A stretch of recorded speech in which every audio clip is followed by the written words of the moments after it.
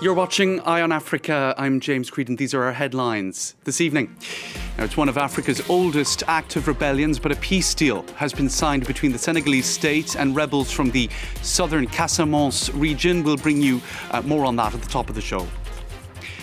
In eastern DR Congo, a mass burial for 10 Congolese killed at an anti-UN protest has taken place. We'll bring you more on that and those ongoing tensions in and around the city of Goma.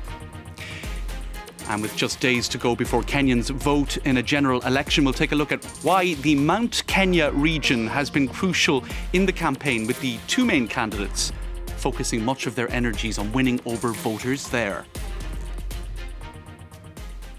Thank you for watching. Now we start in Senegal, where after 3 years of talks, an historic peace deal has been signed between separatists in the Casamance region in the south of the country and the national government. It is hoped that this could bring an end to one of the longest running conflicts on the continent, one in which thousands of people have been killed and displaced since 1982.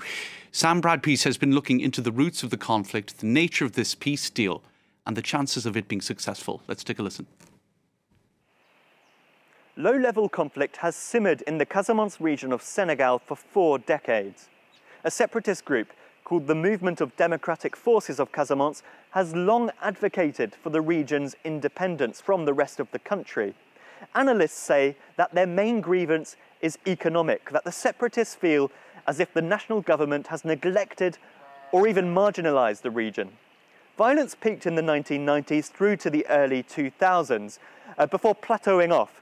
But a recent military offensive launched back in March by the Senegalese armed forces saw a further 6,000 people displaced. Amid this context, the signing of a peace deal is all the more remarkable.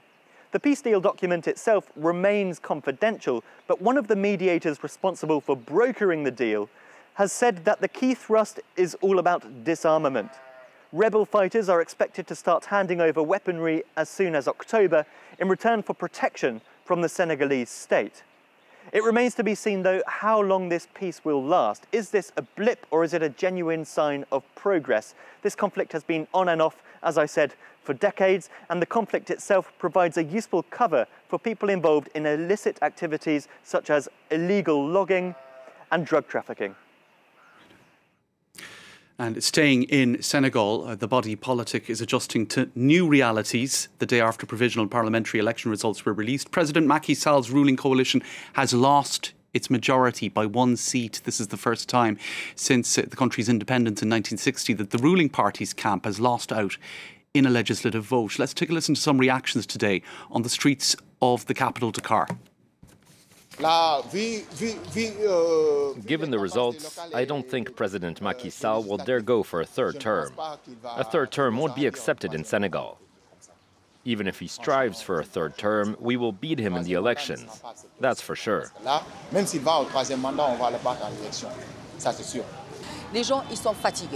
People are tired. They need a change, and I hope for me and for them that former President Monsieur Wade will bring hope to these young people. They expect things to improve in many areas, economically, socially, and in education.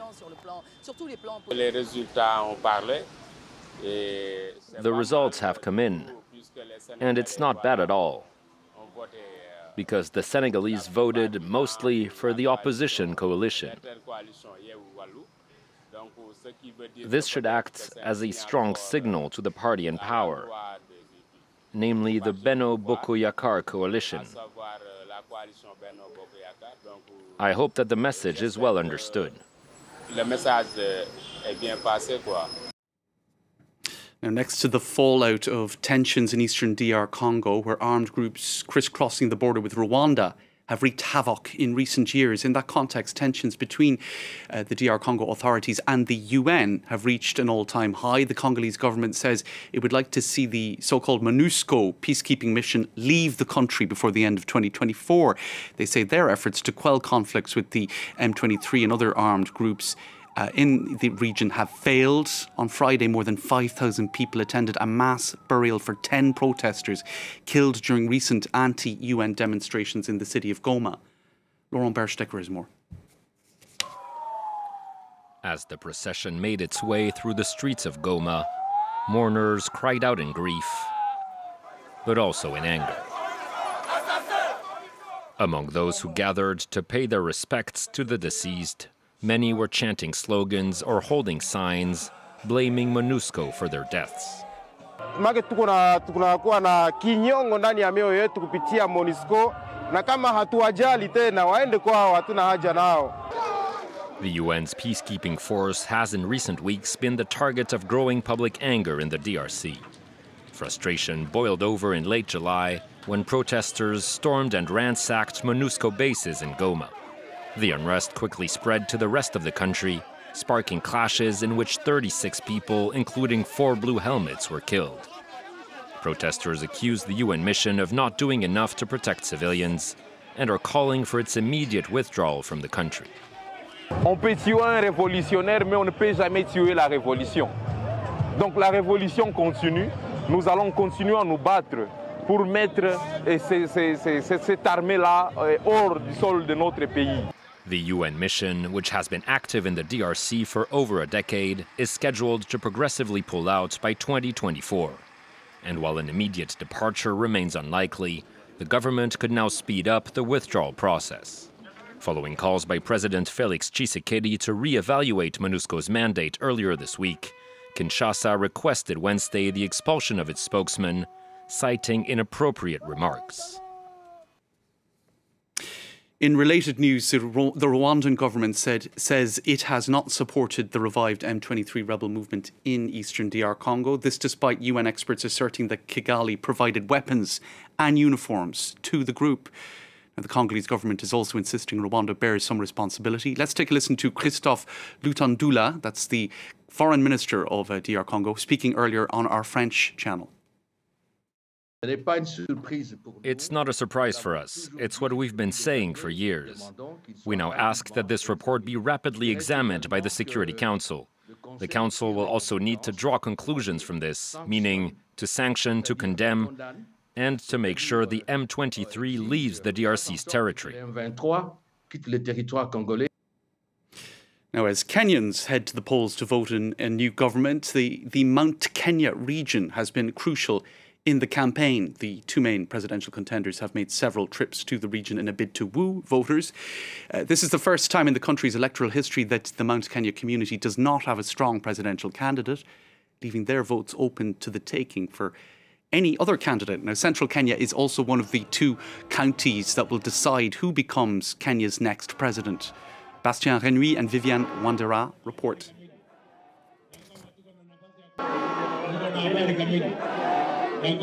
Did you hear that we'll get a chance to form a new government?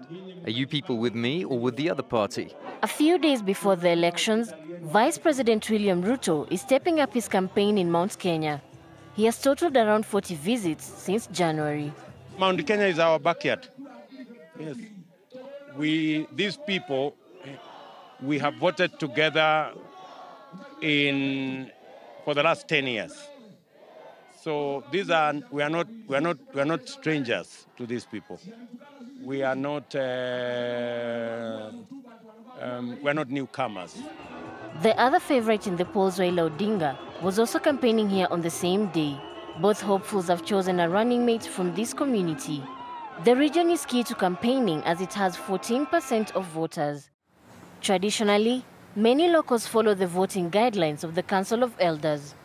Kungu Mwiga is calling for support for Ruto, but some members disagree and the race is more closely contested than ever. You can't really herd everybody like sheep into one. So there are people who don't agree. As the saying goes, the minority have their say, but the majority have their way. Current leader Uhuru Kenyatta has strong ties in the region. In 2017, he won about 90% of the votes across all the local counties. But this year, the absence of a strong candidate from Mount Kenya is redistributing the cards. I see a situation where, at the very worst, the community will be divided into 2. What about 50% will vote for Ruto and 50% for Raila? Give or take a difference of 10, mainly in favor of Ruto. So they will decide this election. This is also what the 2 main candidates seem to think. They consider that the other regions are already won over to one or the other. Mount Kenya is the ultimate battleground. Now, next to tensions between Ivory Coast and Mali, last month 49 Ivorian soldiers were arrested by Mali's transitional government, who accused the men of being mercenaries sent to destabilise the country. Now, Ivory Coast's National Security Council has spoken out, calling the arrests unjust, saying the soldiers were transparently sent for legal and regular peacekeeping reasons. Now, Ivory Coast diplomats in Bamako have met the detainees and said that they are enduring their detention courageously and in good spirits. Now, staying with news of Ivory Coast, the inspection brigades have recently been deployed in the economic capital, Abidjan, to make sure that vendors don't raise their prices on certain basic food products. Our correspondents have been taking a look at that, the attempts to keep the cost of living, the rising cost of living, in check. This morning, these inspection agents are paying a surprise visit to a bakery located in Abidjan. Since July 20th, the Ivorian government has deployed control officers to ensure that shops are complying with the fixed baguette prices of 150 and 200 CFA francs. But again and again, they have made the same observation. Very few bakeries apply those prices to their products. The majority do not respect what the government says. When they find out that inspections are happening in their area, they purposely sell less to deceive agents. Authorities have announced a series of measures to curb the rising prices, including capping the price of 21 consumer products such as rice, oil, and tomato paste. But many vendors have found it difficult to abide by these new rules. Some 2,000 of them are believed to have been reported for not complying with the fixed prices. According to this grocer, maintaining the price cap is unfeasible when suppliers keep raising theirs. Our suppliers have raised their prices. We have no choice but to keep up with the prices that we get from them. If they go down, we can go down, but we are not the ones raising prices. After subsidizing some staple food products, this inspection campaign is the latest measure to tackle the high cost of living in the country. But this economist is skeptical of the government's strategy. This will have no effect. These agents will go from bakery to bakery, from shop to shop, and when people see them coming, they'll change the prices. There are various ways of tackling the problem of inflation, but in Ivory Coast, we're not doing it the right way. According to the African Development Bank, inflation in Ivory Coast could reach 5.4% in 2022. All right, that's all for tonight's bulletin. It was produced by Camille Delec. Thanks to her and all the team, and thanks to you for watching. Good night.